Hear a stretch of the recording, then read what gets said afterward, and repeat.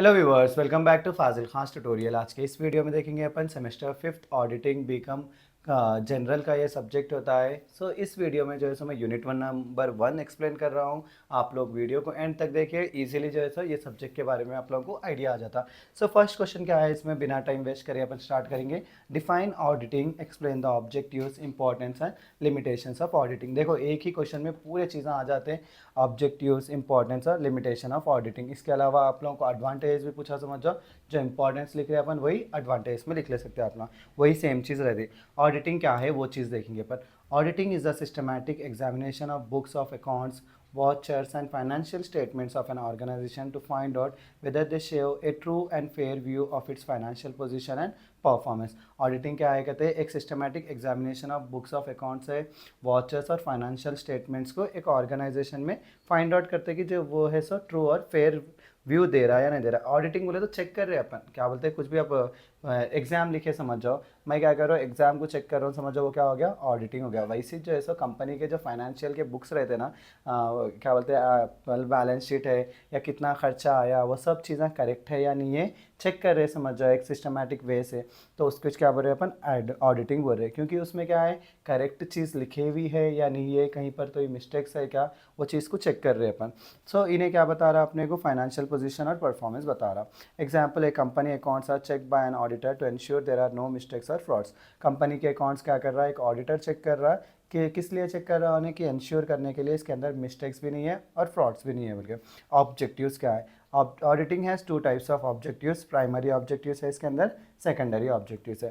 Primary objectives में क्या है, verification of accuracy, to verify the correctness of books of accounts, entries and balances. Verification of accuracy बोले तो किसको बोल रहे हैं अपन, वेरीफाई कर रहे हैं कि अपन बुक्स ऑफ अकाउंट्स करेक्ट है या नहीं है, एंट्रीज जो भी डाले वो करेक्ट है या नहीं है, और बैलेंस हो रहा है या नहीं हो रहा।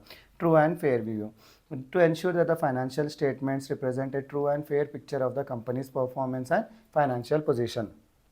उसके बाद में अपन क्या कर रहे हैं, इंश्योर कर रहे हैं कि जो भी फाइनेंशियल स्टेटमेंट्स अपन बता रहे हैं like profit and loss account और बैलेंस शीट वो करेक्ट है, ट्रू है और फेयर पिक्चर होती कंपनी के परफॉर्मेंस और फाइनेंशियल पोजीशन की। Detection and prevention of errors and frauds, to identify and prevent intentional frauds and unintentional mistakes in account. Detect कर रहे हैं अपन एरर्स और फ्रॉड्स किधर भी रह रहा है या नहीं है बोल के।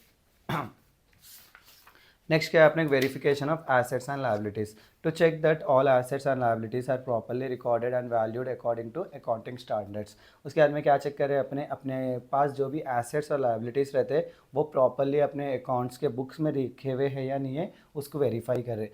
सेकेंडरी ऑब्जेक्टिव्स क्या है, examination of internal control system, to check whether the organisation has a proper internal control system to prevent misuse of funds. क्या बोलता है, इंटरनल कंट्रोल सिस्टम को अपन ऑडिट कर रहे, चेक कर रहे, एग्जामिन कर रहे कि ऑर्गेनाइजेशन के अंदर जो है प्रॉपर इंटरनल कंट्रोल सिस्टम है जिससे जो है प्रिवेंट हो रहे मिसयूज़ और फंड्स। नेक्स्ट क्या है, checking compliance with law, to ensure that accounting and auditing practices follow the rules and legal requirements. यहाँ पे क्या इंश्योर कर रहे हैं अपन, अपने अकाउंटिंग और auditing processes follow rules and regulations, जैसे कि अपने गवर्नमेंट के रूल के अकॉर्डिंग चल रहे या नहीं चल रहे। Assisting management, auditor give suggestions to improve accounting efficiency and financial discipline. Assistive management बोले तो अपने ऑडिटिंग करवाने से, जैसे कि आप लोग एग्जाम लिखे समझ जाओ, उसके बाद में करेक्शन करवाने से अपन क्या बोलते हैं कि और थोड़ा इंप्रूव करो, यहाँ यहाँ मिस्टेक्स है बोल के ना। वैसे ऑडिटर क्या करता है, एक बार बुक्स ऑफ अकाउंट्स चेक करवाने से उन्हें क्या बोलता था कि किधर अपने को इंप्रूवमेंट होना, किधर जो है अपना ज़्यादा लॉस हुआ, किधर से अपन ज़्यादा प्रॉफिट कर रहे, वो चीज़ को समझाता। नेक्स्ट क्या है, expressing an opinion, to give an independent and professional opinion on whether the financial statements are reliable.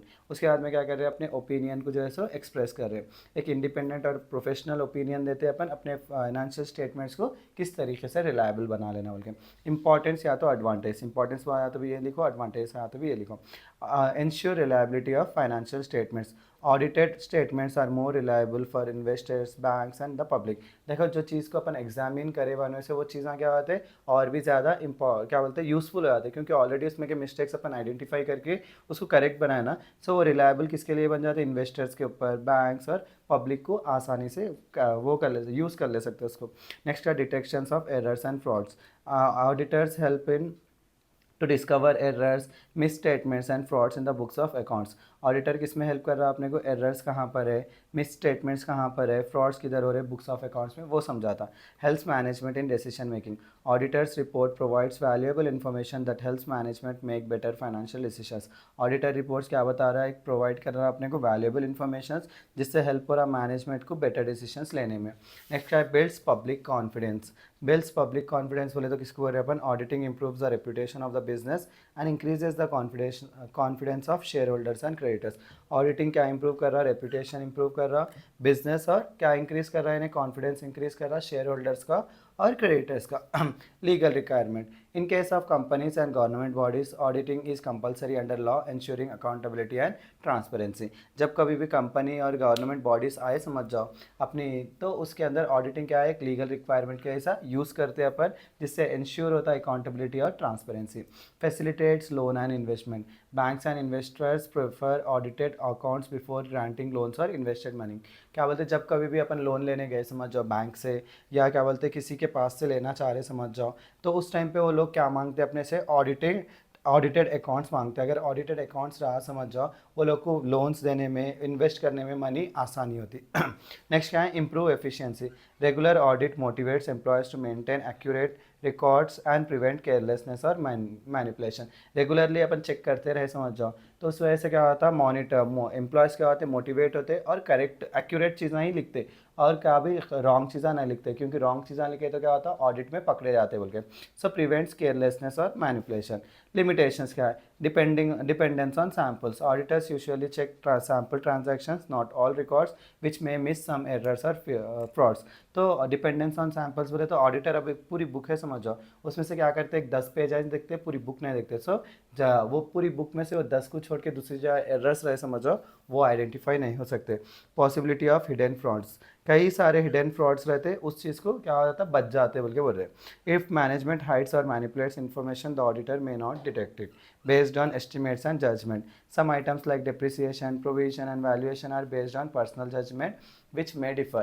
Sometimes क्या होता है, थोड़े चीज़ों जैसे कि depreciation हो गया, provision हो गया, valuation हो गया, ये चीज़ें क्या है पर्सनल जजमेंट पे होते हैं, उसकी वजह से माइट भी आंसर जो अपन एक्चुअल डिसीजन ले रहे वो जो है सो अलग रह सकता। Time consuming process. ऑडिटर्स को क्या रहता है, ज़्यादा टाइम और एफर्ट लगता है, उसकी वजह से लार्ज ऑर्गेनाइजेशन में ज़्यादातर प्रॉब्लम होती है बोल के बोल रहे। नेक्स्ट देखो, costly process. The process involves heavy fees and expenses which will not be affordable for small business. Auditors को क्या है, कॉस्टली फीस देना रहता है अपने को और एक्सपेंसेस भी ज़्यादा रहते हैं, और स्मॉल बिजनेस हैंडल नहीं कर सकते बोल के बोल रहे, अपन अफोर्ड नहीं कर सकते। Not a guarantee of perfection. 100% correct नहीं रहता, उसमें भी क्या रहता, 95% एक्यूरेसी मिलती बोल के बोल रहे अपन।